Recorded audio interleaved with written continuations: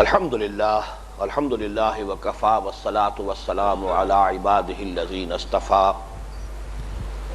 خصوصاً علی افضلہم وخاتم النبیین محمد الامین وعلی آلہ وصحبہ اجمعین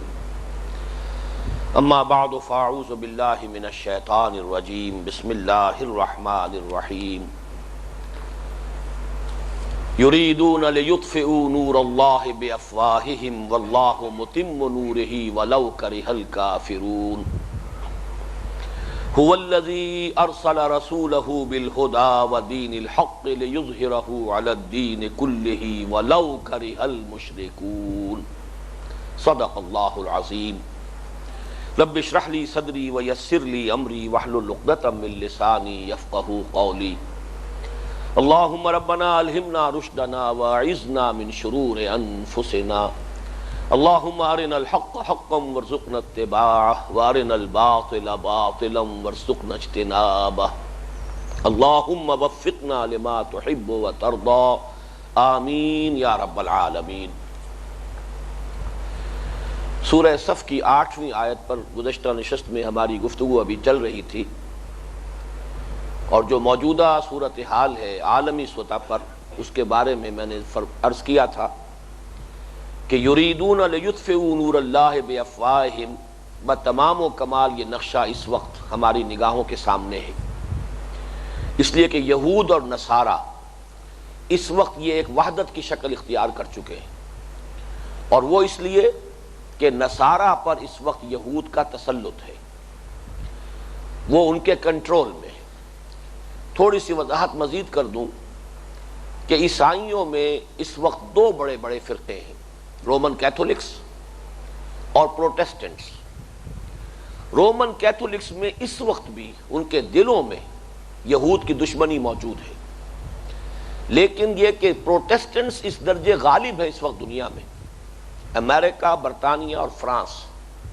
ان تینوں ممالک میں جو عیسائیت غالب عیسائیت ہے وہ پروٹیسٹنٹ ہے،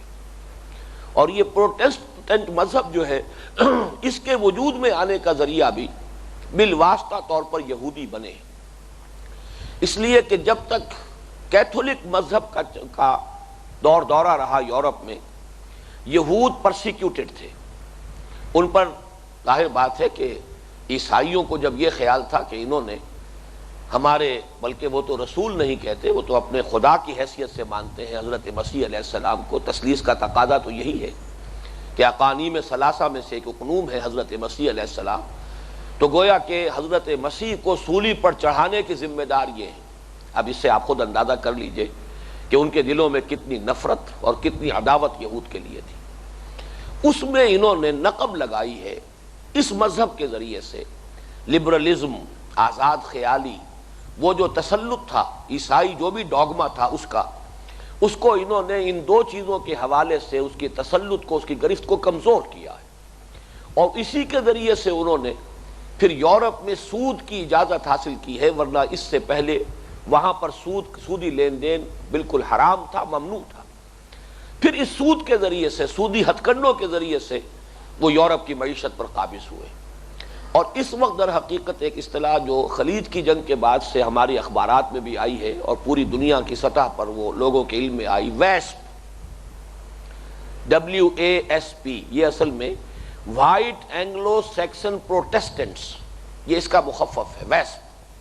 تو وائٹ اینگلو سیکسن پروٹیسٹنٹس کے اوپر تسلط ہے یہود کا، اور یہ وائٹ اینگلو سیکسن پروٹیسٹنٹس جو ہے گویا کہ کرسچن ورلڈ کے اوپر چھائے ہوئے ہیں۔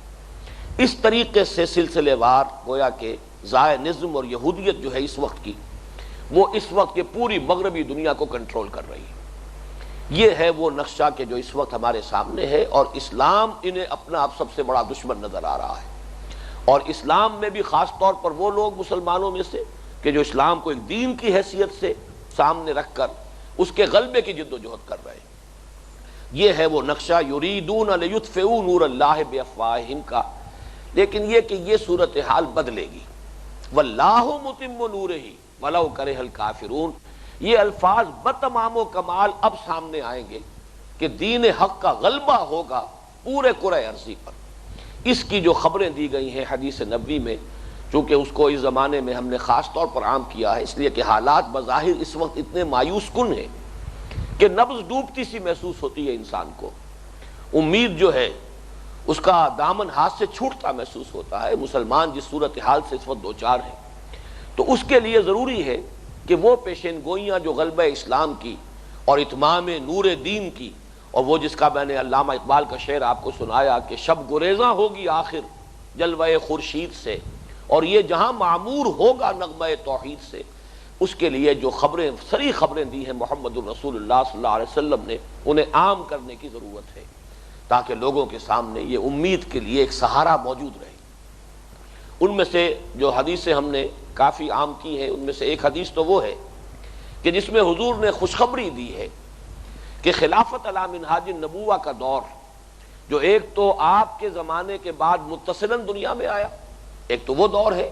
لیکن ایک دور پھر آئے گا۔ 5 ادوار کی آپ نے وضاحت کی۔ حضرت نعمان ابن بشیر رضی اللہ تعالیٰ عنہ کی جو روایت مسند احمد ابن حنبل میں ہے، اس کو ہم نے بہت عام کیا تھا، لیکن یہ کہ یہ روایت ذرا تفصیل کے ساتھ مولانا مودودی نے درج کی تھی اپنی کتاب میں تجدید و احیاء دین۔ اس کے جو الفاظ ہیں وہ میں آپ کو پڑھ کر سنا رہا ہوں کہ اس سے اندازہ ہوگا کہ حضور نے اس آخری دور کی جو خوشخبری دی ہے اس کی کیا مزید وضاحت اور تشریح فرمائی ہے۔ حضور نے ارشاد فرمایا ان اول دینکم نبوۃ و رحمت، تمہارے دین کا یہ پہلا دور جو ہے یہ نبوت اور رحمت کا دور ہے۔ وتکون فیکم ما شاء اللہ ان تکون،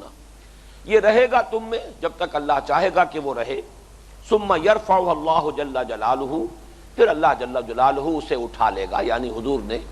اپنے انتقال کی گویا کہ یہاں خبر دی ہے۔ بہرحال میری موت کے ساتھ یہ دور نبوت و رحمت جو ہے یہ اس کا ایک اختتام ہوگا۔ ثم تکون خلافۃ علی منہاج النبوہ، پھر ایک دور آئے گا خلافت علی منہاج النبوہ کا۔ یہ اصطلاح جو ہے میں چاہتا ہوں کہ اچھی طرح آپ سمجھ لیں، نبوت کے طریقے پر خلافت، نبوت کے نقش قدم پر خلافت، نبوت کے مشن کی تکمیل کے لیے خلافت، خلافت علی منہاج النبوہ۔ فرمایا کہ یہ بھی رہے گی ما شاء اللہ ان تکون، جب تک اللہ چاہے گا رہے گی۔ ثم یرفع اللہ جل جلالہ، پھر اللہ اسے بھی اٹھا لے گا۔ ثم یکون ملکا عاضا، پھر ایک کٹ کھنی حکومت اور ملوکیت کا دور آئے گا۔ عض یعض کہتے ہیں دانتوں سے کاٹنا، کٹ کھنی یعنی ظالم ملوکیت کا دور آئے گا۔ پھر وہ دور بھی رہے گا جب تک کہ اللہ چاہے گا، ما شاء اللہ ان یکون۔ ثم یرفع اللہ جل جلالہ، پھر اللہ جل جلالہ اسے بھی اٹھا لیں گے، وہ دور بھی ختم ہو جائے گا۔ ثم تکون ملکا جبریتا، پھر ایک مجبوری کی ملوکیت کا دور آئے گا، جس سے جو مفہوم میں نے اخذ کیا وہ یہ کہ غلامی کا دور آئے گا۔ پہلا دور ملوکیت وہ تھا کہ ملوک و سلاطین بہرحال مسلمان تو تھے، اور ان میں جہاں برے تھے اچھے بھی تھے۔ پھر وہ دور آیا ویسٹرن امپیریلزم کا، کہیں انگریز آ گئے، کہیں فرانسیسی آ گئے، کہیں ڈچ آ گئے، کہیں پورچوگیز آ گئے، کہیں اطالوی آ گئے، تو یہ بھی ملوکیت تھی، لیکن یہ ملوکیت اب مجبوری کی ملوکیت تھی کہ اس میں ساتھ ہمارے لیے غلامی شامل تھی۔ فرمایا فتکون ما شاء اللہ ان تکون ثم یرفع اللہ جل جلالہ، یہ دور بھی رہے گا جب تک اللہ چاہے گا کہ رہے، پھر اللہ اس کو جل جلالہ سے اٹھا لے گا۔ ثم تکون خلافۃ علی منہاج النبوہ، پھر دور آئے گا خلافت علی منہاج النبوہ کا۔ یہ بہت بڑی خوشخبری ہے، فابشروا، بشارت حاصل کیجئے اس سے کہ پھر وہ دور آ کر رہے گا خلافت علی منہاج النبوہ کا۔ فرمایا اس خلافت علی منہاج النبوہ کی جو دور اب آئے گا اس کی شان کیا ہوگی؟ تعمل فی الناس بسنت النبی، لوگوں میں نبی کی سنت کے مطابق معاملہ کیا جائے گا۔ وَيُلْقِ الْإِسْلَامُ بِجِرَانِهِ فِي الْأَرْضِ، اسلام اپنے قدم مضبوطی کے ساتھ زمین میں جما لے گا۔ يَرْضَى عَنْهَا سَاكِنُ السَّمَاءِ وَسَاكِنُ الْأَرْضِ، پھر اس سے آسمان والے بھی خوش ہوں گے اور زمین والے بھی خوش ہوں گے۔ لا تدع السماء من قطر لا صبته، آسمان نہیں باقی رکھے گا جو بھی اس کے اندر خزانے ہیں اللہ کی رحمت کے، وہ بارش کی شکل میں وہ زمین پر برسائے گا۔ ولا تدع الارض من نباتها وبرکاتها شيئا الا اخرجته، اور زمین میں اللہ تعالیٰ نے اس کی نباتات اور برکات کے جو خزانے رکھے ہیں وہ بھی اب ان کو رکھے گی نہیں بلکہ نکال باہر کرے گی۔ آسمان کی سے بھی برکتوں کا نزول ہوگا اور زمین میں سے بھی جو برکات ہے وہ ان کا خروج ہوگا، ظہور ہو جائے گا۔ یہ دور ہے کہ جو آ کر رہنا ہے، واللہ متم نورہ ولو کرہ الکافرون۔ اسی کے سلسلے میں دوسری حدیث جو ہے کہ یہ جو دور آئے گا اب یہ عالمی ہوگا، یعنی یہ بات سمجھ لینے کی ہے اس وقت ہمارے لیے کہ یہ جو حالات کا ارتقاء خاص رخ پر جا رہا ہے، پھر اس میں صرف ایک ٹرن کی ضرورت ہوگی۔ دنیا میں بے شمار ممالک اور بے شمار نظام اگر تھے، ہوتے ہوتے وہ ایک ورلڈ آرڈر تک تو انسان اب پہنچ گیا ہے، اگرچہ بالفعل اس وقت وہ ورلڈ آرڈر جو ہے وہ جیو ورلڈ آرڈر ہے۔ اس وقت چونکہ ٹاپ پر یہود ہے، sole supreme power on earth controlled by Jews, اس اعتبار سے یہ نیو ورلڈ آرڈر جو ہے حقیقت میں اس وقت جیو ورلڈ آرڈر ہے۔ لیکن اب اس کے لیے پھر ایک ہی ٹرن ہوگا کہ جب کہ پوری دنیا کا نظام ایک بن چکا ہو، پھر تو یہ کہ ایک ہی تبدیلی ہوگی۔ اب آپ کو پیس میل تبدیلی لانے کی ضرورت نہیں ہوگی دنیا میں، بلکہ یہی جیو ورلڈ آرڈر در حقیقت اسلام کے جسٹ ورلڈ آرڈر میں تبدیل ہو جائے گا۔ عالمی نظام تو آ گیا، اس عالمی سطح پر اسلام کا غلبہ، یہ گویا کہ پھر ایک قدم اور تاریخ کی صرف ایک اور کروٹ ہوگی کہ جس کے بعد وہ پورے کرۂ ارضی پر اسلام کا غلبہ ہوگا۔ اور یہ جو خلافت علی منہاج النبوہ جس کی اس حدیث میں حضور نے پیشن گوئی فرمائی کہ آنے والا ہے یہ دور، اب جب یہ خلافت علی منہاج النبوت کا دور آئے گا تو یہ کسی ایک علاقے میں محدود نہیں ہوگا بلکہ پورے کرۂ ارضی پر محیط ہوگا۔ اس کے لیے یہ دو حدیثیں بہت اہم ہیں۔ ایک ہے مسلم شریف کی روایت، رواہ مسلم و ترمذی و ابو داود و ابن ماجہ۔ ظاہر بات ہے کہ مسلم تو صحیحین میں سے ہے، صحیح مسلم یہ ٹاپ کی دو حدیث کی کتابوں میں سے ہے، تو باقی یہ کہ ترمذی میں، ابو داؤد میں، ابن ماجہ میں بھی یہ روایت موجود ہے۔ حضرت ثوبان رضی اللہ تعالیٰ عنہ اس کے راوی ہیں۔ قال رسول اللہ صلی اللہ علیہ وسلم کہ حضور نے فرمایا، ان اللہ زوالی الارض، اللہ تعالیٰ نے میرے لیے زمین کو سکیڑ دیا یا لپیٹ دیا، فرأیت مشارقہا و مغاربہا، تو میں نے اس کے سارے مشرق دیکھ لیے، سارے مغرب دیکھ لیے۔ اب یہ معاملہ جو ہے ہماری سمجھ میں آنے والا نہیں ہے، یہ اللہ تعالیٰ مشاہدات کراتا ہے اپنے انبیاء کو جس شکل میں کراتا ہے۔ کذالک نری ابراہیم ملکوت السماوات والارض، اسی طرح ہم ابراہیم کو دکھاتے رہے آسمانوں اور زمین کے ملکوت۔ ب یہ ہماری سمجھ سے بالا تر بات ہے، یہ نبوت کا ایک خاصہ ہے، اللہ تعالیٰ مشاہدے کراتا ہے۔ حضور کو جنت کا بھی مشاہدہ کرایا ہے، دوزخ کا بھی مشاہدہ کرایا ہے،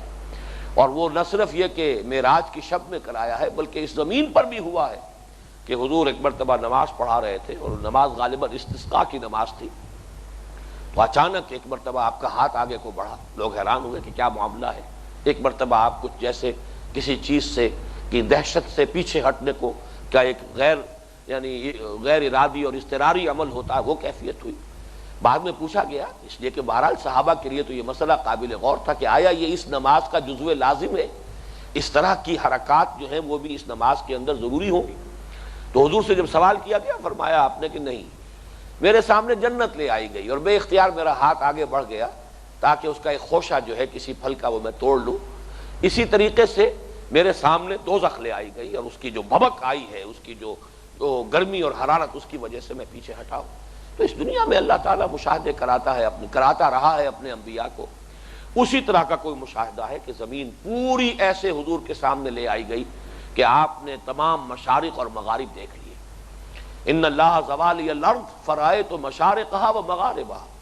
وان امتی سیبلغ ملکہا ما زوی لی منہا، یہ ہے اس کا وہ ٹکڑا جو پیشن گوئی کی صورت میں ہے۔ میری امت کی حکومت ان تمام علاقوں پر قائم ہو کر رہے گی جو اس طرح لپیٹ کر یا سکیڑ کر مجھے دکھا دیے گئے۔ گویا کہ یہ خلافت علی منہاج النبوہ کا دور جو ہے یہ اب عالمی سطح پر ہوگا۔ دوسری حدیث یہ احمد ابن حنبل میں ہے، مسند احمد ابن حنبل میں، عن المقداد رضی اللہ عنہ، حضرت مقداد رضی اللہ تعالیٰ عنہ فرماتے ہیں، انہ سمع رسول اللہ صلی اللہ علیہ وسلم یقول، کہ انہوں نے سنا حضور صلی اللہ علیہ وسلم کو فرماتے ہوئے، لا یبقى علی الارض علی ظہر الارض بیت مدر ولا وبر، اس زمین کی پیٹھ پر نہیں باقی رہے گا کوئی گھر، نہ اینٹ گارے کا بنا ہوا اور نہ ہی کوئی کمبلوں کا بنا ہوا خیمہ، الا ادخلہ اللہ کلمۃ الاسلام، مگر یہ کہ اس میں اللہ تعالیٰ کلمہ اسلام کو داخل کر کے رہے گا۔ بعز عزیز و ذل ذلیل، بہت اہم حدیث ہے یہ داخلہ اسلام کا ہر گھر میں یا ہر خیمے میں دو میں سے ایک صورت میں ہوگا، یا تو عزت والے کے اعزاز کے ساتھ، یا کسی ضعیف یا ذلیل کی تذلیل کے ساتھ۔ اس کے معنی کیا ہے؟ یا تو گھر والا یا خیمے والا ایمان لے آئے گا، اسلام قبول کر لے گا، تو اس کے گھر میں اسلام داخل ہوگا اس کے اعزاز کے ساتھ۔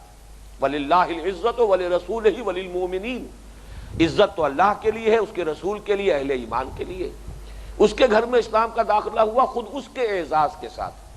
اگر وہ اسلام قبول نہیں کر رہا تو یؤتُ الجزیۃ عن یدٍ وہم صاغرون، چھوٹا ہو کر رہنا پڑے گا، جزیہ دینا ہوگا،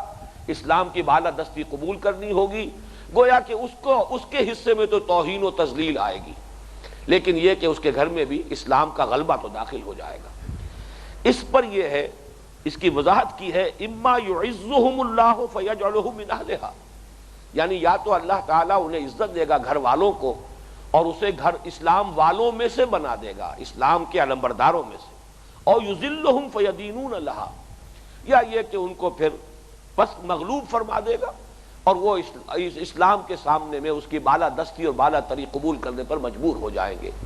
اس میں آگے یہ بھی آتا ہے کہ حضرت مقداد نے جب یہ حضور صلی اللہ علیہ وسلم سے سنا تو وہ کہتے ہیں قل، تو اس وقت فوراً میرے دل میں یہ خیال آیا، سورہ انفال کی آیت جو ہے اس کے الفاظ کی طرف ذہن منتقل ہوا،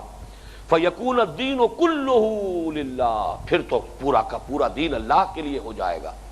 سورہ انفال میں فرمایا گیا قاتلوہم حتی لا تکون فتنۃ ویکون الدین کلہ للہ، یہ دین کل کا کل اللہ کے لیے ہو جائے، پورا اس کرۂ ارضی کے اوپر جو نظام اجتماعی ہے وہ اللہ کی حاکمیت کے تابع ہو جائے۔ یہ ہے جہاد اور قتال کا آخری ہدف۔ تو حضرت مقداد کہتے ہیں کہ جب حضور نے یہ فرمایا کہ ایسا ہو جائے گا تو گویا کہ اس وقت وہ آیہ مبارکہ بتمام و کمال ظہور پذیر ہوگی، اس کا ظہور ہوگا اپنی پوری کمال کی شان کے ساتھ۔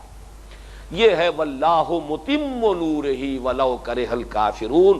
اللہ تعالیٰ اپنے نور کا اتمام فرما کر رہے گا، خواہ یہ کافروں کو کتنا ہی ناگوار ہو۔ اب آئیے اگلی آیت پر،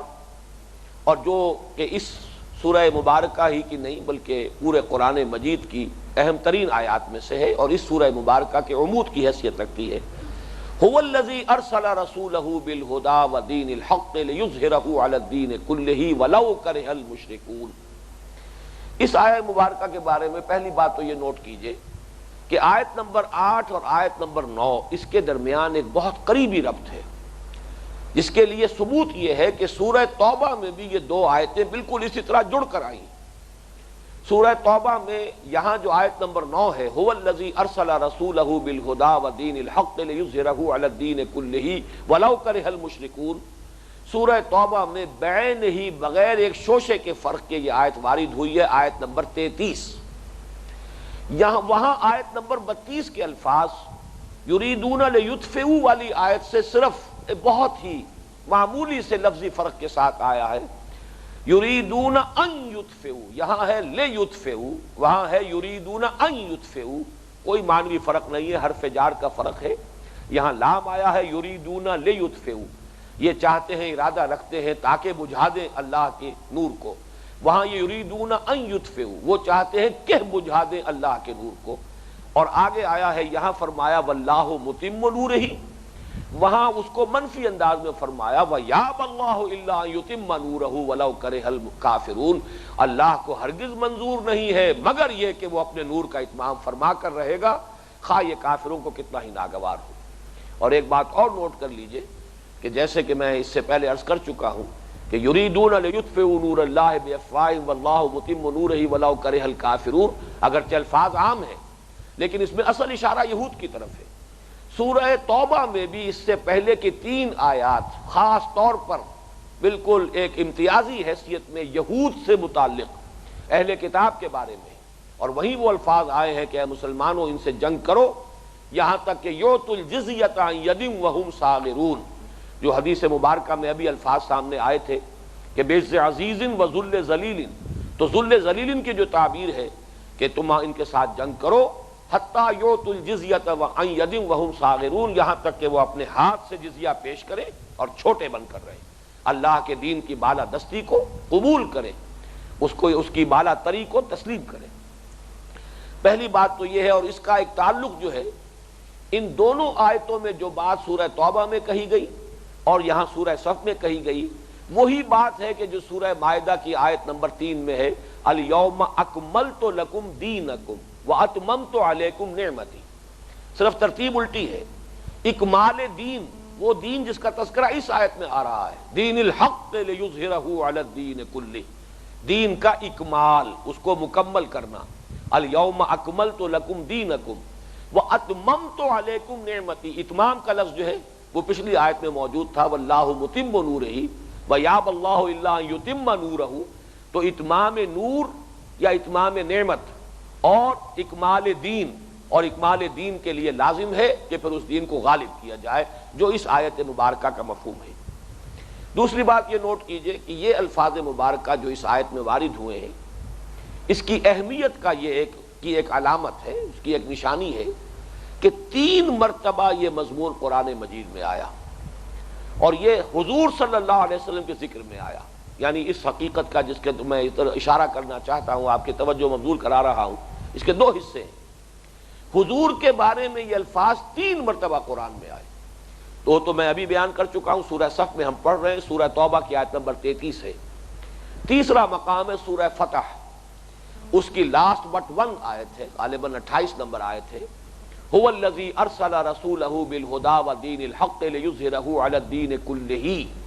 یہاں تک شوشے کا فرق بھی نہیں، البتہ اختتام پر وہاں ولو کرہ المشرکون کی بجائے وکفا باللہ شہیدہ کے الفاظ آئے، لیکن یہ کہ جو اس کا بڑا حصہ ہے اس آیت مبارکہ کا، وہ جو کا تو وہاں بھی وارد ہوا ہے۔ دوسرا، اس کے ساتھ اس کا جو عکسی معاملہ ہے وہ بھی سامنے رکھیے، کسی اور نبی اور رسول کے لیے یہ الفاظ قرآن مجید میں کہیں وارد نہیں، تو معلوم ہوا کہ حضور کی بعثت کے ساتھ ان الفاظ مبارکہ کا کوئی خصوصی تعلق ہے۔ بعثت محمدی کو سمجھنے کے لیے ان الفاظ کو پوری طریقے سے سمجھنا بہت ضروری ہے۔ تیسری بات میں عرض کر دوں کہ اس آیہ مبارکہ کی اہمیت کے لیے نمبر 1 تو یہ کہ اس سورہ مبارکہ کا تو میں نے بارہا عرض کیا ہے کہ یہ عمود ہے، یہ گویا کہ اسی میں اس کے تمام آیات جو ہیں گویا کہ اسی مضمون کے گرد گھوم رہی ہے، یہ اس کا مرکز اور محور ہے۔ باقی قرآن حکیم کی یہ اہم ترین آیات میں سے، یہی وجہ ہے کہ شاہ ولی اللہ دہلوی رحمۃ اللہ علیہ کی ایک بڑی مارکۃ الآراء تصنیف ہے، ازالۃ الخفا عن خلافۃ الخلفاء۔ اہل تشیع نے خلفائے راشدین کے بارے میں جو شکوک و شبہات پیدا کیے، اور خلافت راشدہ ایک انسٹیٹیوشن کی حیثیت سے جیسے ان کی کوششوں کے ذریعے سے مشتبہ ہو گیا، اس کے ازالے کے لیے ازالۃ الخفا عن خلافۃ الخلفاء، یہ کتاب کا نام ہے، بہت مارکۃ الآراء کتاب۔ اس کتاب میں انہوں نے آغاز میں جن آیات کو قرآن مجید میں اہم ترین قرار دیا ہے، ان میں سے ایک آیت یہ بھی ہے، هو الذی ارسل رسولہ بالہدی ودین الحق لیظہرہ علی الدین کلہ۔ اسی طریقے سے مولانا عبید اللہ سندھی مرحوم، جو اپنے فکر کی نسبت جو ہے وہ شاہ ولی اللہ کی طرف کرتے تھے، سلسلہ ولی اللہ ہی کے ساتھ اپنے آپ کو وابستہ قرار دیتے تھے، انہوں نے ایک مقام پر اس آیہ مبارکہ کو اسلام کے عالمی انقلاب کا عنوان قرار دیا ہے۔ ذرا نوٹ کر لیجیے، عالمی انقلاب، جس کی طرف میں ابھی اشارہ کر رہا تھا کہ یہ در حقیقت واللہ متم نورہ اور لیظہرہ علی الدین کلہ، اگرچہ ایک درجے میں تو حضور صلی اللہ علیہ وسلم کے زمانے میں یہ نقشہ سامنے آ گیا، لیکن بتمام و کمال پورے کرۂ ارضی اور پورے عالم انسانیت کے حوالے سے یہ نقشہ ابھی دنیا کے سامنے آنا ہے۔ وقت فرصت ہے کہاں، کام ابھی باقی ہے، پورے توحید کا اتمام ابھی باقی ہے۔ جب تک کہ عالمی سطح پر اس کیفیت کا ظہور نہ ہو، گویا کہ ابھی بعثت محمدی صلی اللہ علیہ وسلم کا جو مقصد ہے ہنوز تشنہ تکمیل ہے۔ اسی طریقے سے ایک روایت میں صرف آپ کو بتا رہا ہوں، میں نے تو چونکہ شاہ ولی اللہ دہلوی رحمۃ اللہ علیہ کی ساری تصانیف کا مطالعہ نہیں کیا ہے، لیکن ڈاکٹر رفیع الدین مرحوم و مغفور نے مجھے بتایا تھا کہ ایک مقام پر شاہ ولی اللہ دہلوی رحمۃ اللہ علیہ نے اس آیہ مبارکہ کو پورے قرآن کا عمود قرار دیا ہے۔ اس سورہ مبارکہ ہی کا نہیں، پورے قرآن کا عمود، مرکزی مضمون جس کے گرد کے قرآن مجید گھوم رہا ہے، ان کے نزدیک اگر وہ روایت درست ہے تو عمود جو ہے پورے قرآن کا یہی الفاظ ہیں، هو الذی ارسل رسولہ بالہدی ودین الحق لیظہرہ علی الدین کلہ۔ یہ تو بہرحال ایک روایت ہے ڈاکٹر رفیع الدین مرحوم کی جو میں نے آپ کو سنا دی۔ اپنا ایک خیال ہے جو میں ظاہر کر رہا ہوں، اور وہ یہ ہے کہ قرآن مجید کا یہ عمود ہے یا نہیں۔ سیرت النبی کا عمود یہ ہے علی صاحب الصلاۃ والسلام۔ سیرت کا فہم حاصل نہیں ہو سکتا جب تک کہ ان الفاظ کو اچھی طرح سمجھ نہ لیا جائے۔ اس کی وجہ کیا ہے؟ کسی بھی عظیم شخصیت کا جو بھی کارنامہ زندگی ہے، اس کی جو اچیومنٹس ہیں، ان کو اگر آپ ایسس کرتے ہیں اور اس شخصیت کا مقام و مرتبہ معین کرتے ہیں، تو سب سے پہلے یہ سمجھنا پڑے گا کہ اس نے اپنے سامنے مقصد کیا رکھا تھا، گول کیا تھا۔ اچیومنٹس جو ہے وہ ہمیشہ جو فائنل گول ہے اس کے حوالے سے، اس کے ریفرنس سے اس کا تعین ہوگا کہ وہ کس حد تک اچیو کر سکے۔ گول معین ہونا چاہیے کہ مقصود کیا تھا، پیش نظر جو ہے وہ مقصد کیا تھا۔ اور سیرت محمدی صلی اللہ علیہ وسلم کا اصل فہم حاصل ہوگا جب یہ مقصد بعثت محمدی علی صاحب الصلاۃ والسلام کہ جو اس آیہ مبارکہ میں بیان ہوا ہے، اسے اچھی طرح سمجھ لیا جائے۔ اس اعتبار سے میں یہ سمجھتا ہوں کہ ہمیں اس کے ایک ایک لفظ پر ذرا محنت صرف کرنی ہے، وقت لگانا ہے، تاکہ اس کے بارے میں پورے طور پر اس کے مفاہیم اور اس کا جو اصل مفہوم ہے وہ ہمارے سامنے واضح ہو جائے۔ میں حوالہ دے رہا ہوں کہ اللہ تعالیٰ کے فضل و کرم سے اب سے تقریباً یہ غالباً سن 76 یا 75 میں نے اس موضوع پر وہ مقالہ لکھا تھا جو اب موجود ہے، نبی اکرم صلی اللہ علیہ وسلم کا مقصد بعثت اور انقلاب نبوی کا اساسی منہاج۔ مختصر سا کتاب چاہے، کل شاید 70-72 صفحات ہیں، جس میں صرف اس آیہ مبارکہ پر 26 صفحے کا میرا مضمون ہے۔ اور میں نے آج بھی ذرا اس کی ورگردانی کی جبکہ میں اس درس کے بارے میں سوچ رہا تھا، تو اللہ تعالیٰ کا شکر جو ہے قلب کی گہرائی سے نکلا ہے، اللہ کا میں نے شکر ادا کیا، بلکہ محسوس کیا کہ شاید آج میں یہ مضمون لکھنا چاہوں تو نہ لکھ پاؤں۔ ہر وقت کی ایک خاص کیفیت ہوتی ہے کہ جس میں کوئی شے جو ہے اس کی ایک آمد کا معاملہ ہوتا ہے، اس وقت میں نے وہ مضمون لکھا ہے۔ میں اس لیے آپ تذکرہ کر رہا ہوں کہ کوشش کیجئے کہ اس مضمون کو آپ ضرور پڑھ لیں، اس لیے کہ ہمارے اس دور میں جبکہ ہماری ہمتیں جو ہے پست ہو چکی ہیں، دین کے غلبے کی جد و جہد کے لیے طبیعت آمادہ نہیں، بھاگ دوڑ ہے دنیا کے حصول کے لیے، دولت ہو، حیثیت ہو، وجاہت ہو، جائیداد ہو، شہرت ہو یا اقتدار ہو، یہ حاصل ہو جائے۔ باقی دین کی جد و جہد، دین میں اس کے لیے قناعت کرے گا کہ نماز پڑھ لی، روزہ رکھ لیا، کچھ اور جذبہ ہوا تو کچھ نفلی عبادتیں بھی کر لیں، آگے یہ اقامت دین کی جد و جہد یا غلبہ دین کی جد و جہد اس کے لیے طبیعتیں آبادہ نہیں، اور انسان کو کچھ نہ کچھ عذر چاہیے، کچھ نہ کچھ بہانہ چاہیے۔ بہانہ جو ہے انسان، گرچہ بہانہ جو رہی میری نگاہ بے ادب، انسان تلاش کرتا ہے۔ یہ آیت مبارکہ اور یہ پوری سورہ مبارکہ سورہ صف جو ہے انسان کو ابھارتی ہے جہاد اور قتال پر۔ ان اللہ یحب الذین یقاتلون فی سبیلہ صفا کانہم بنیان مرصوص، یہ آیہ مبارکہ ہم پڑھ چکے ہیں۔ لہذا انسان اس کو کسی نہ کسی ذریعے سے تعویل کی سان پر چڑھا کر کوشش کرتا ہے کہ وہ جو فریضہ ہے اقامت دین کا، فریضہ ہے اظہار و دین الحق علی الدین کلہ کا، اس کی کوئی تعویل ایسی کرے کہ اس جد و جہد سے اپنے آپ کو مستثنیٰ کر سکے۔ اس دور میں بڑی شدید ضرورت ہے کہ اس آیہ مبارکہ کے ایک ایک لفظ کو اچھی طرح سمجھ لیا جائے۔ اب اس تمہید کے بعد غور کیجئے، هو الذی ارسل رسولہ، ہوا ضمیر ہے، ضمیر کا مرجع اللہ تعالیٰ کی ذات، واللہ متم نورہ ولو کرہ الکافرون، اللہ تو اپنے نور کا اتمام فرما کر رہے گا، خواہ کافروں کو کتنا ہی ناگوار ہو۔ هو الذی ارسل رسولہ، اس ہوا کا مرجع سابقہ آیت میں جو اللہ تعالیٰ کا نام آیا ہے، اللہ وہ اللہ ہے، هو الذی وہ ہے اللہ، ارسل رسولہ جس نے بھیجا اپنے رسول کو صلی اللہ علیہ وسلم۔ کوئی اس میں اختلاف نہیں، کوئی مجمع علیہ بات ہے کہ یہاں مراد محمد الرسول اللہ صلی اللہ علیہ وسلم، اگرچہ آپ کا نام نامی یہاں نہیں آیا ہے، اگرچہ لفظ عام ہے رسولہ، یہ لفظ جو ہے وہ تو تمام رسولوں پر اس کا اطلاق ہو سکتا ہے، لیکن یہ کہ اس پر اجماع ہے کہ اس سے مراد ہے محمد صلی اللہ علیہ وسلم۔ البتہ اس میں ایک لطیف سا مضمون ہے، اور وہ یہ ہے کہ رسول اگرچہ سب ہیں، جتنے بھی رسول اللہ نے بھیجے سب رسول ہیں، لیکن رسالت کا مصداق اتم مصداق کامل وہ محمد الرسول اللہ صلی اللہ علیہ وسلم۔ یہی وجہ ہے کہ دوسرے کچھ انبیاء اور رسول کے لیے کچھ نسبتیں ہیں، حضرت ابراہیم کے لیے خلیل اللہ، حضرت اسماعیل کے لیے ذبیح اللہ، حضرت موسیٰ کے لیے کلیم اللہ، لیکن محمد کے لیے رسول اللہ صلی اللہ علیہ وسلم۔ معلوم ہوا کہ یہ جامع بتمام و کمال جس پر راست آیا ہے وہ ہے ذات محمدی صلی اللہ علیہ وسلم۔ جب بھی لفظ رسول کہا جائے گا بغیر کسی اور صراحت کے تو وہاں مراد ہوں گے محمد صلی اللہ علیہ وسلم۔ هو الذی ارسل رسولہ، وہی ہے اللہ جس نے بھیجا اپنے رسول کو صلی اللہ علیہ وسلم بالہدی و دین الحق سے۔ اب یہاں نوٹ کیجئے کہ دو چیزیں دے کر بھیجا، حرف جار ہے، ساتھ دو چیزوں کے، بالہدی و دین الحق۔ الہدی سے مراد کیا ہوگا؟ اگرچہ لفظ عام ہے، ہدایت کے ساتھ بھیجا، لیکن ہدایت سے مراد کیا ہے؟ یہاں مراد ہے قرآن حکیم۔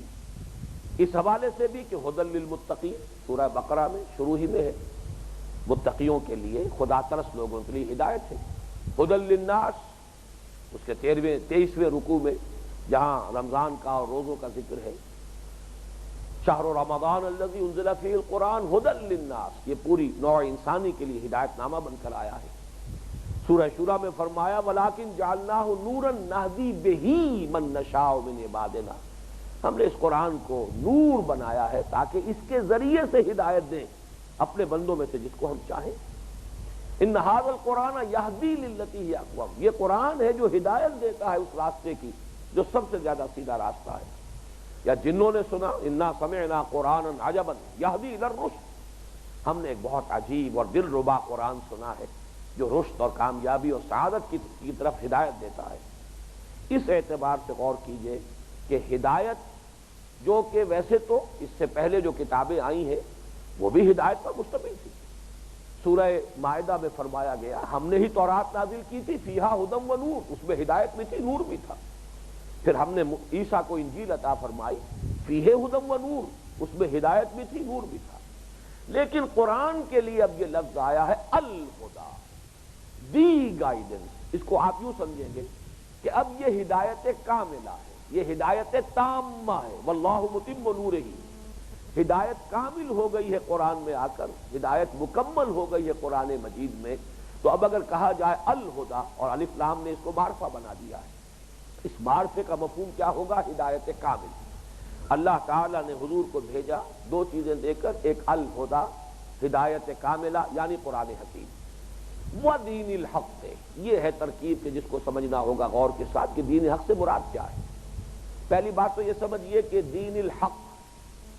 یہ ہے عربی قواعد کی روح سے ترکیب اضافی، ترجمہ ہوگا حق کا دین۔ لیکن آپ نے دیکھا ہوگا تمام تراجم میں اور ہمیشہ جب بھی یہ آیت بیان ہوتی ہے سچا دین، حق دین، وہ اس لیے کہ عربی زبان میں کبھی کبھی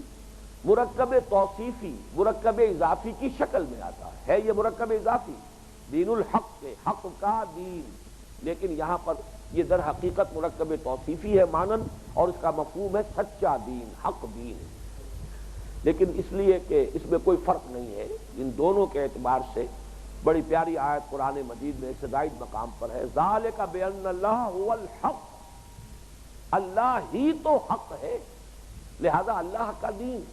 ذات حق سبحانہ و تعالی کا دین، اور وہی دین جو ذات حق کا دین ہے وہ گویا کہ اپنی جگہ پر سچا دین ہے، حق دین ہے۔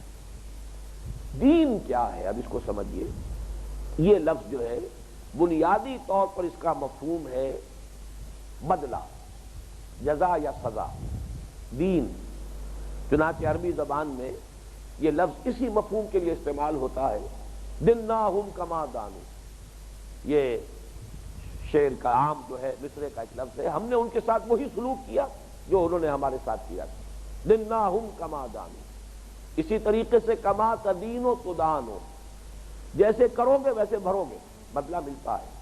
مکافات عمل ہو جاتا ہے، انسان کو اپنے کیے کا بدلہ مل کر رہتا ہے، جزا یا سزا، کما تدین و تدانو۔ اور اسی طریقے سے ایک لفظ اور ذہن میں رکھیے، دین۔ دین کہتے ہیں قرض کو، جس طریقے سے کسی عمل کا نتیجہ ہے جو انسان کو ملتا ہے جزا یا سزا کی شکل میں،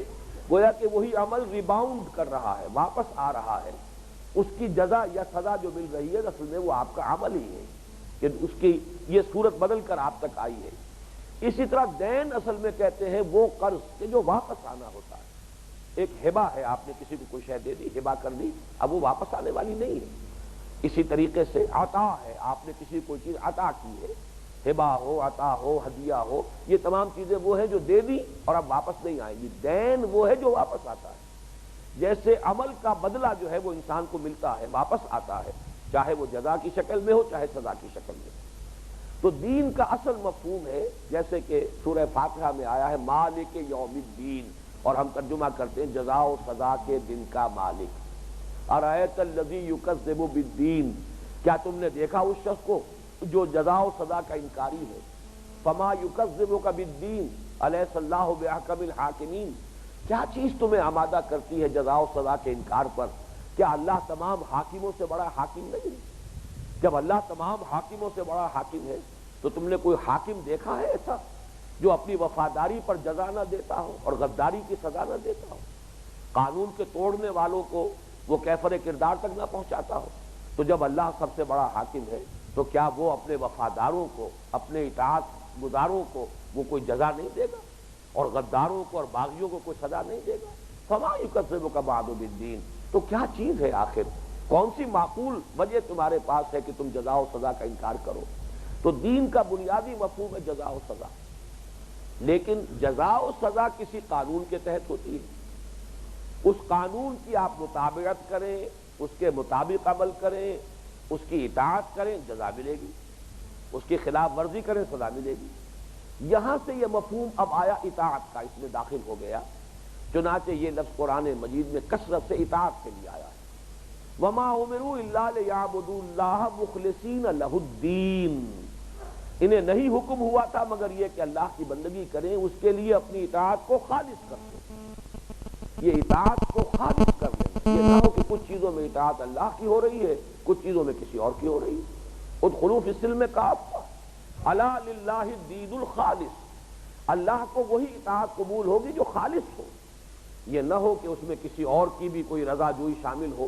یا یہ کہ کسی معاملے میں اس کی اطاعت کی جا رہی ہو، کسی میں کسی اور کی اطاعت کی جا رہی ہو۔ تو یہ دین بمانی اطاعت۔ اس سے اب آگے بڑھ کر اس نے جو اصطلاح کی شکل اختیار کی، یہ اصولی بات ہے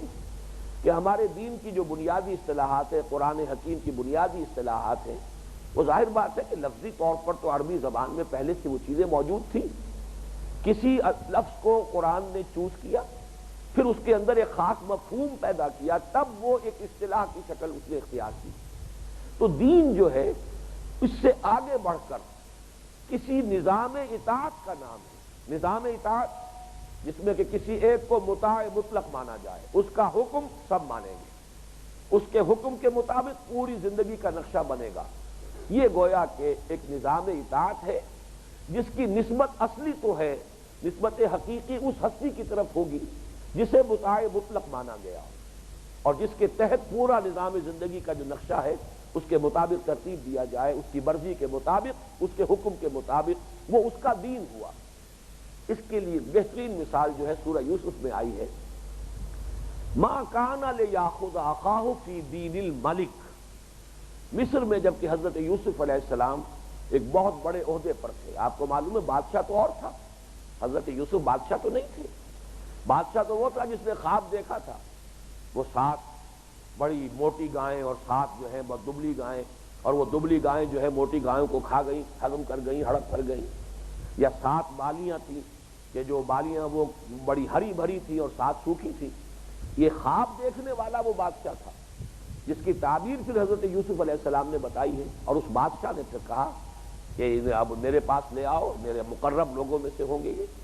اور اس وقت پھر حضرت یوسف علیہ السلام نے فرمایا جب خواب کی تعبیر دی کہ بہت زبردست قحط آنے والا ہے، 7 سال تو آئیں گے خوشحالی کے، بہت اچھی فصلیں ہوں گی، پھر وہ 7 سال آئیں گے جو نہایت سخت قحط سالی کے سال ہوں گے، پھر ان 7 سالوں میں کچھ بچا کر رکھ لو گے تو وہی کھا پاؤ گے، اگر ان 7 سالوں کے دوران کچھ سٹور نہیں کر سکو گے تو ایک ہلاکت طاری ہو جائے گی۔ تو اب یہ ایک بہت بڑا پروجیکٹ تھا جس پر کہ خود حضرت یوسف نے فرمایا اجعلنی علی خزائن الارض، مجھے اختیار دے دو، اس لیے کہ میں حفیظ ہوں، علیم ہوں، میں ان تمام معاملات کی صلاحیت رکھتا ہوں، میں کنٹرول کروں گا۔ تو بہرحال یہ پورا نقشہ جو ہے وہ اس وقت کے مصر کے نظام کو سمجھ لیجئے کہ حضرت یوسف کو جو اتھارٹی ملی تھی، جو عہدہ ملا تھا، جو اختیارات ملے تھے، وہ بادشاہ کے دیے ہوئے تھے، ڈیلیگیٹڈ تھے۔ بادشاہ وہی تھا جس نے خواب دیکھا، لیکن اس کی طرف سے اختیار دیا گیا حضرت یوسف کو۔ اب جب وہ معاملہ ہوا ہے، جب حضرت یوسف کے بھائی آئے ہیں اپنے اس بادیہ نشینی کے حالت میں سے اور سخت قحط سالی کی کیفیت میں، اور یہاں پھر وہ معاملہ ہوا کہ حضرت یوسف بنیامین کو، اپنے چھوٹے بھائی کو اپنے پاس روکنا چاہتے تھے، لیکن ان کو اختیار نہیں تھا۔ ما کان لیأخذ اخاہ فی دین الملک کذالک کدنا لیوسف، ہم نے یوسف کے لیے ایک شکل پیدا کر دی، یہ خاص ہماری طرف سے تھا معاملہ، جو بھی ایک ہیلا بن گیا اس وقت کہ حضرت یوسف اپنے بھائی کو روک سکے، ورنہ حضرت یوسف کے لیے ممکن نہیں تھا کہ دین الملک میں اپنے بھائی کو روک سکتے، تھا تو نظام بادشاہ کا دین الملک۔ اس سے اس لفظ کی حقیقت کو سمجھ لیجئے، دین الملک کیا ہے، جسے آج آپ کہیں گے نظام ملوکیت۔ بادشاہ ہے، بادشاہ کی زبان سے نکلا ہوا ہر لفظ قانون کی حیثیت رکھتا ہے، بادشاہ کا جو فرمان ہے واجب الاذعان ہے، واجب الاطاعت ہے۔ پورا زندگی کا نقشہ، جیسے کہ فرعون نے کبھی کہا تھا حضرت موسیٰ کے زمانے میں، الیس لی ملک مصر وہذہ الانہار تجری من تحتی، کیا مصر کی بادشاہت میرے ہاتھ میں نہیں؟ تو پورا نظام جو ہے وہ بادشاہ کے قبضہ قدرت میں ہے، یہ ہے دین الملک۔ اسی پر اب قیاس کیجئے دین اللہ، دین الحق کیا ہے؟ وہ نظام زندگی جس میں اللہ کو مطاع مطلق مانا جائے، حاکمیت اسی کی تسلیم کی جائے، اختیار مطلق اسی کا مانا جائے، اور اس کی مرضی کے تابع، اس کی دی ہوئی ہدایت کے مطابق جو بھی اس نے قوانین دے دیے ہیں، قواعد و ضوابط دے دیے ہیں، ان کے دائرے کے اندر اندر نظام زندگی جو ہے پورا کا پورا بنایا جائے، وہ دین اللہ ہے۔ اس معنی میں یہ لفظ قرآن مجید میں عجیب ہے، یہ کوئنسیڈنس ہے کہ 3 ہی مرتبہ اس آیت مبارکہ میں، کیونکہ 3 مرتبہ یہ الفاظ قرآن میں آئے تو دین الحق کا لفظ آیا ہے۔ هو الذی ارسل رسولہ بالہدی ودین الحق لیظہرہ علی الدین کلہ، 3 ہی مرتبہ دین اللہ آیا ہے، جس میں سب سے اہم جو آیت سورت ہے، سورت مبارکہ کہیے، سورت النصر، اذا جاء نصر اللہ والفتح ورأیت الناس یدخلون فی دین اللہ افواجا، لوگ داخل ہو رہے ہیں اللہ کے دین میں فوج در فوج۔ یہاں یہ نہیں کہا کہ لوگ ایمان لا رہے ہیں، اس لیے کہ ان اللہ کے دین میں داخل ہونے والوں میں ایک کثیر تعداد ایسے لوگوں کی بھی تھی جن کو خود قرآن کہتا ہے کہ قالت الاعراب آمنا قل لم تؤمنوا ولکن قولوا اسلمنا، یہ ہم سورہ حجرات میں پڑھ چکے ہیں۔ یہ بدو کہتے ہیں کہ ہم ایمان لے آئے، نبی ان سے کہیے تم ایمان ہرگز نہیں لائے ہو، بلکہ یوں کہو کہ تم نے اطاعت قبول کر لی ہے، تم مسلمان ہو گئے ہو، تم نے سر تسلیم خم کر دیا ہے۔ یہ اطاعت ہوئی ہے، یہ اطاعت کا جو معاملہ ہوا ہے، تم نے اختیار کیا ہے، یہ گویا کہ اسلام میں داخلہ ہے، دین اللہ میں تو تم داخل ہو گئے، اس لیے کہ دین اللہ نام ہے اللہ کا نظام اطاعت۔ وہ پورا نظام جو حضور صلی اللہ علیہ وسلم کی، یوں سمجھیے کہ 20 سالہ مساعی کے نتیجے میں وہ صورت پیدا ہوئی کہ جزیرہ نما عرب میں دین غالب ہو گیا، اللہ کا نظام قائم ہو گیا، اللہ کی حاکمیت تسلیم کر لی گئی، اللہ اس کے رسول کے دیے ہوئے قانون کے مطابق زندگی کا پورا نقشہ استوار کر دیا گیا۔ یہ دین اللہ ہے، اب اس میں داخل ہو رہے ہیں فوج در فوج۔ اذا جاء نصر اللہ والفتح ورأیت الناس یدخلون فی دین اللہ افواجا فسبح بحمد ربک واستغفر انہ کان توابا۔ اب صرف ایک لفظ اس وقت صرف ذکر کر رہا ہوں، آیت کا ترجمہ ہی ہو سکے گا، اگلی نشست میں یہ مضمون ہمارا جاری رہے گا۔ هو الذی ارسل رسولہ بالہدی ودین الحق لیظہرہ، وہی ہے اللہ جس نے بھیجا اپنے رسول کو صلی اللہ علیہ وسلم الہدی یعنی قرآن حکیم دے کر اور دین حق دے کر۔ کس لیے بھیجا؟ لیظہرہ علی الدین کلہ، تاکہ غالب کر دے اسے پورے کے پورے دین پر۔ لیظہرہ علی الدین کلہ میں کچھ بہت سے احتمالات ہیں۔ لیظہرہ میں ایک ضمیر فاعلی ہے، تاکہ وہ غالب کر دے اس کو، وہ غالب کر دے، یہ پہلا وہ جو ہے یہ فاعلی ہے، وہ غالب کر دے اس کو، یہ دوسرا مفعولی ہے جو ہو ہے، لیظہرہ۔ اس کے بارے میں سارا جو بھی کچھ لوگوں نے جو انحراف کرنا چاہا ہے، اس آیت کے اصل مفہوم سے راستہ جو ہے بدلنے کی کوشش کی ہے، تاکہ اپنے اوپر ذمہ داری نہ رہے اور اس فریضہ اقامت دین اور غلبہ دین کا جو فریضہ عائد ہوتا ہے مسلمانوں پر، اس سے کسی طریقے سے رستگاری حاصل کر سکے،